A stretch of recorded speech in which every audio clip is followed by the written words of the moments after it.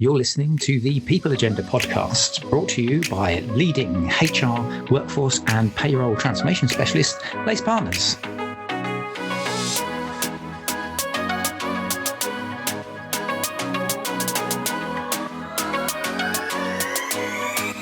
Good morning, good afternoon and good evening and welcome to the People Agenda podcast. It's me, Chris Howard, as always, joining you for our latest Lace Partners podcast. And today I've got some newbies onto the pod, but they are lacers. If you follow what we do closely, it's the beginning of 2026 as we're recording this as I speak. But if you follow what we do closely, you'll know that towards the back end of 2025, we added a new string to our bow, a feather to our cap. And that was to bring on board an organisation called 3XO, who are reward and performance specialists. I'm going to introduce the two fabulous people who ran 3XO and who now head up our reward and performance practice. But what we wanted to talk about today is incentive design. Now, there's a whole raft of different services that the team provide. And what we're going to do is over the coming weeks and months, through various bits of content and events and lots of other great stuff, we're going to introduce ways in which we can support, but also interesting topics too. But the first one, that when I spoke to the two guys today, I said, what should we do first? They said, let's do incentive design. So that's what we've got first up, and I'm going to introduce them now. Firstly, it is the fabulous Julie Elder. Julie, how are you doing? I'm doing very well, Chris. I'm excited to be here for our first pod. Yes, podcast. Yes, we've got ourselves Julie on. But Julie's partner in crime has already had a stab at our podcast, and he did a piece with one of our associates, Jeremy, and it was just before Christmas, which looked at some of the new legislative stuff that's come in with pensions and bits like that. But Mike Aldred, how are you doing today? You all right? Very good. Thanks, Chris. Thanks for having me back. And I take offence. I'm not a newbie. I managed to bore at least half of your listeners already on the subject of pensions and taxation and everything like that. You are not a newbie, and you certainly did not bore myself or our fabulous listeners. Now, I want to actually, before we go into talking about incentive design, because we obviously had this conversation previously, and I said, let's have a chat about what it is and what do people look for and what are the big problems that people often come to you guys with. I think it might be worth just doing a minute on just explaining a little bit about yourselves and your background. I will start off with ladies first. So, Julie, do you want to tell our fabulous listeners a little bit about your background? Happy to, Chris. So I've worked for, nearly 30 years now in HR, reward, performance, ER roles in large organisations. I've headed up functions in international businesses, really big, large scale volume areas of business, as well as working in the group centre. That's my kind of professional background, mostly in financial services. Within 3XO, though, our client base was very varied, and the kind of works that I was doing would be, say, specialists in reward, a lot of incentive design work, which we'll talk about today, and the client base for there was much more varied than financial services and really interesting. Some everything from property companies to utilities, consumer goods, the whole range. That's a little bit about me. Nice. Mike, tell us a little about yourself. I feel a little bit like Bruce Forsyth here doing a tell us who you are and where you come from. I'm an unusual HR person. My background's analytics, maths, that sort of stuff. But I spent all my professional career in HR. First portion of which was with PwC, where I was a board advisor. And I guess incentive design, particularly long-term incentive design, was a speciality of mine. Then the next X number of years, we won't say how long, but very too long, in-house leading reward functions for a number of banks before returning to consulting and with Julie setting up 3XO. And I guess incentive design has been the backbone of our work, a core piece of activity for us, both short-term and long-term incentive design. Nice. Julie, so let's kick this off with a nice opening salvo of why organisations look to do incentive design. Like, what is the problems they're actually solving? So if you can give our listeners a little bit of an overview as the types of problems companies come to us with, and then Mike, if you want to just jump in and build on with any thoughts. So I think the typical thing that companies would come to us would be that they're asking for us to help them move their companies towards a common shared goal. So they'll often say to us, we want to drive a high performance culture, or we want everyone to be pulling together, and they're not currently.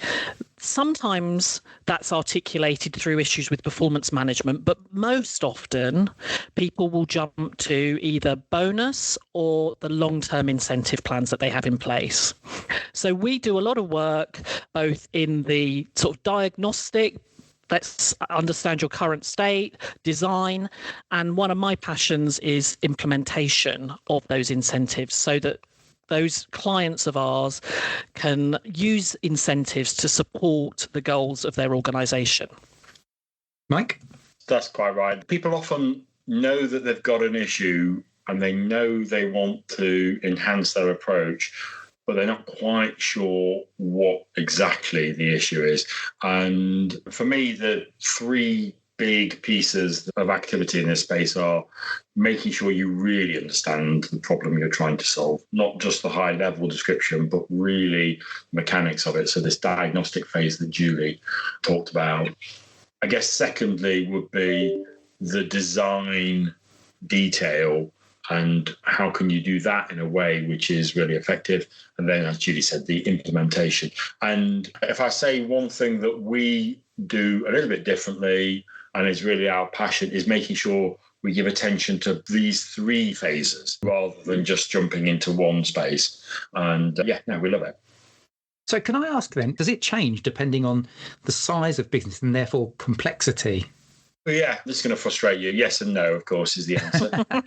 as always. Yes, in terms of there's definitely a different flavours of approach, different cultural norms, different expectations, different cosmetic ways that issues present themselves. That definitely changes by size, geography, industry sector. By that I meant at the heart of it, good, effective incentivization has a lot of common principles, and it's really worth not losing sight of that, because these sort of golden threads of what good looks like are really, I would say, common across both organisational size, industry and geography. And that's been my experience. I don't know. Is it the same for you, Julie? Yes, I agree with you on that. And I think with our client base, what we often see is you've got large, complex organisations where they want to change things. So you're building on a brownfield site, as it were. That has its own challenges and opportunities. And then you'll have other companies where they might not have incentives in place at all. So your greenfield site.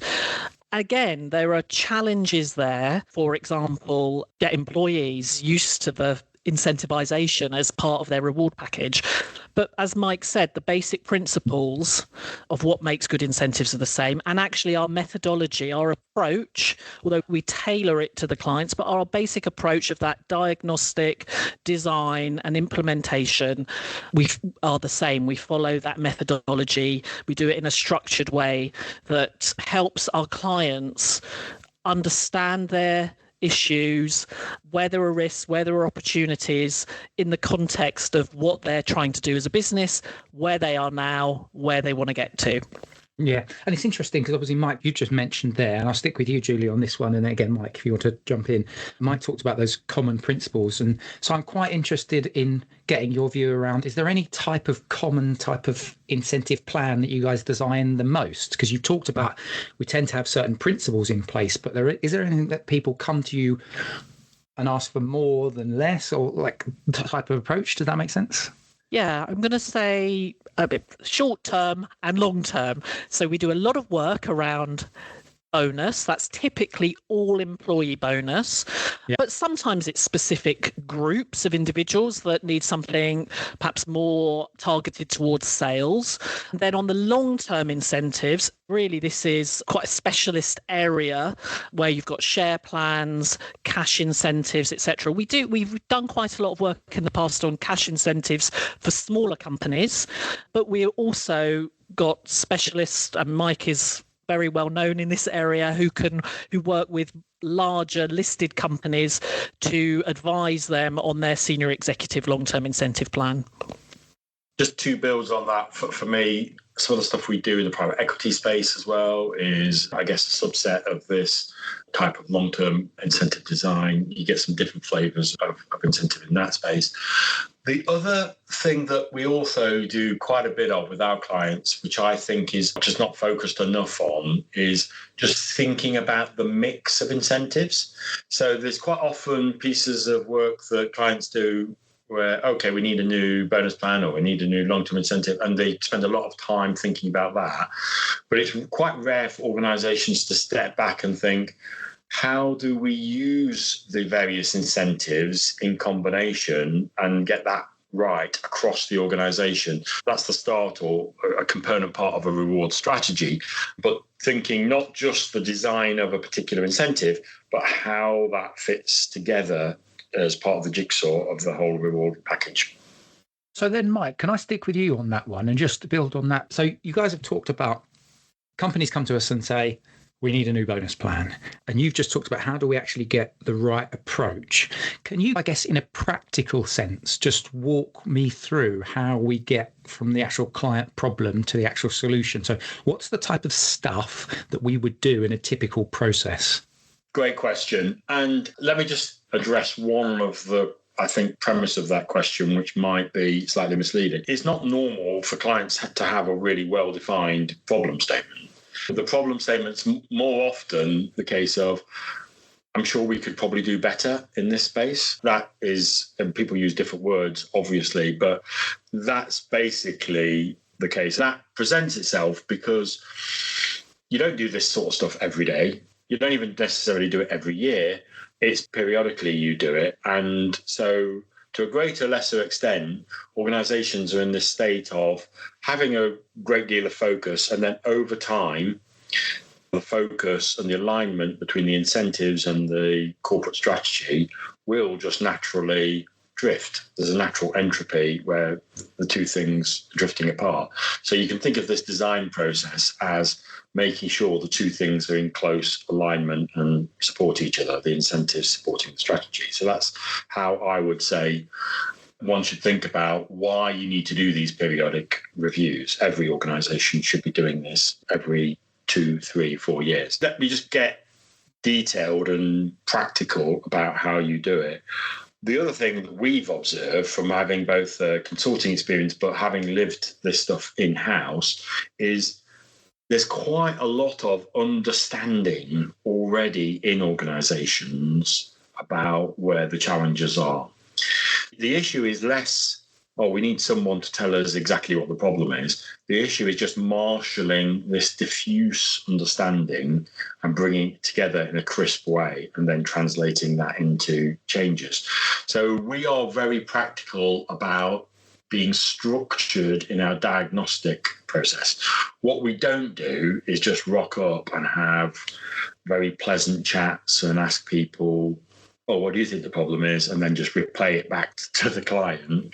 What we do is, first of all, we will do a very detailed, what I call sometimes a desktop analysis. So we will look at things like the communications materials, the plan rules, the history, the data, the financials. What does that tell us? And come up with some hypotheses. And then in a very structured way, we have structured conversations with key stakeholders within the firm and also the HR team. That's also very important to try and test the hypotheses and understand where there are common themes, where there are tensions and different views, and where there are ranges. And we actually measure that and put together a map of, I would say, almost a scientific type of structured approach so that we're turning these anecdotal observations that probably already exist into a set of more actionable targets that we might wish to address through the design process. Yeah, Julie, I want you to any sort of additional thoughts you want to layer in there, but I want to chuck in another little sub-question, if that's all right. When you're doing this process and you're doing these workshops and working with these different teams, how often do you come across with conflicting opinions or views as to how to deliver or how to execute some of this? Because reward and performance is quite an emotive topic, isn't it? And so I can imagine amongst C-suite teams, when they're just trying to work and come to you guys, there's probably some conflicts that exist. So how do you go about countering that or supporting these businesses?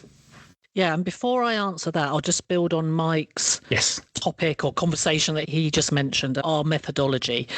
And for me, this is absolutely critical. And I think our clients would say that this is one of the reasons they come back to us.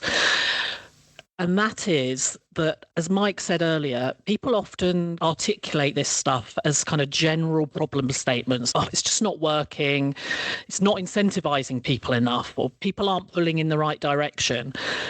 What our approach does is that through that structure, that review, it crystallizes that down into a diagnosis of why we think that is the case, and therefore where you can prioritize and focus activity to actually deliver a change. And again, Mike's mentioned that we're practitioners as well as advisors. We're all about delivery, right? So we want to see this from beginning to end so that something actually changes. And that desktop review, health check, effectiveness review activity is an absolute key component in our approach to getting the deliverables articulated, and then we can move forward to actually design out and deliver. So I just wanted to stress that point, because there are a lot of advisors, as Mike said, a lot of people know about this stuff, but it is that translation of that knowledge into activity and delivering outputs, tangible outputs, which clients value and which at the end of the day will turn the tanker in an organization to actually make these things work. You mentioned conflict. Now, as Mike said, we do structured conversations and interviews with stakeholders. At the beginning, quite often that will be one-on-one with nominated individuals from the CPO. And actually, you'd be surprised, because whilst there's conflict, those key themes quite often come through quite strongly. It's just that often people are articulating them in a different way. And then we tend to come back together once we've spoken to individuals as a small group. It could be the executive committee or board or leadership team, and just thrash out some of those divergent views. And we work a lot with prototypes. So what we'll try to do is get to a kind of, okay, where do we agree? Where are we happy to move forward? Again, this is all about progress and distilling down to the issue. So we'll move forward even if there is, using the core, even if there might be some slight disagreements around the edges. I think, Mike, I can see you wanting to add on to He wants to jump in on this. He wants to talk about all of the times he's broken up fights and all of that sort of thing. Go on, Mike. I absolutely agree with you, Julie. I would say the conflict is the most interesting bit. So the conflict of ideas, I'll be quick to clarify. But essentially, if you think about it, that's where the key design decisions are. Where everyone agrees, well, the thing writes itself. You don't really need to make any decisions. But where there are conflicts are where you're important. They're the most important areas to give attention to, and they're the interesting design decisions. And the kind of prototyping, Julie, you're talking about, which is, I went through the first part of my career and was doing this work for some years quite successfully without ever doing this, but it just makes it so much fun. And there's a reason that so many of the engineering type industries use prototypes, because it just makes theoretical concepts just much more manageable to talk about and to play with. And that's why we do the prototyping and other sort of human-centered design techniques as part of our design workshops that involve our clients. So we, instead of designing things from a technician's point of view and we taking away, coming up with ideas and then advising people do X, Y, and Z, we actually involve our clients both within the HR team, but preferably also within representatives, often key talent from the business, so that we're designing it from a participant's perspective. It sounds like a complete obvious thing to do, but doing it that way round is just so much more productive. So I would say fewer flashy PowerPoint slides and much more quality discussion of different sort of very concrete prototype designs. That is probably the highlight of any given week. I'm running one of these design workshops. It's so enjoyable, so creative, and you really feel as though you make some progress. Yeah, just jump in there and say that Mike's absolutely right. The design workshops, when they're involving individuals from the business and from HR, are both an enjoyable exercise in and of themselves and deliver, as I say, back to tangible outputs. But the process of engaging the teams across the business means that when you come to the stage of launch, you've got advocates already. You've got people who understand the fundamentals of why the plan is as it is and can be advocates for you as you launch. And again, we often come back to those folk and we test things as we go along involving other folk, but you build up that momentum of individuals who can be advocates for that plan and who understand it. And from a personal development perspective as well, I know a lot of the CPOs, HRDs and finance colleagues, whoever it may be, who get involved in this actually say this has been incredible from a personal development perspective, from a knowledge perspective of learning about how what they do interacts with reward. Be they, as I say, be they salespeople, be they the guys who are doing the accounting, guys and girls who are doing the accounting, be they HR, BPs. The actual process of being part of those workshops is a developmental benefit for those people as well. Little mini question for, because I want to talk about benchmarking and best practice. But before I do that, Julie, just because Mike answered his bit, but the question I was going to ask you, what's the bit that you enjoy the most out of this process? For me, the piece that I enjoy the most is actually, I like the design work. I like taking that design and our next stage on implementation planning and delivery is one that I really enjoy. And we, again, have quite a novel approach to this where we'll have built up the detailed design, got the approvals to move forward to an extent, but it still might need some refinement. And we need to start thinking about adjacent activity within the business that has an impact on it. So, for example, on bonus, the most obvious one is performance management and those conversations. We'll also might have some communication material that we've drafted. The piece I really enjoy are we often run workshops where we again invite nominated individuals to come in. We'll run through what the plan looks like and we'll talk to them.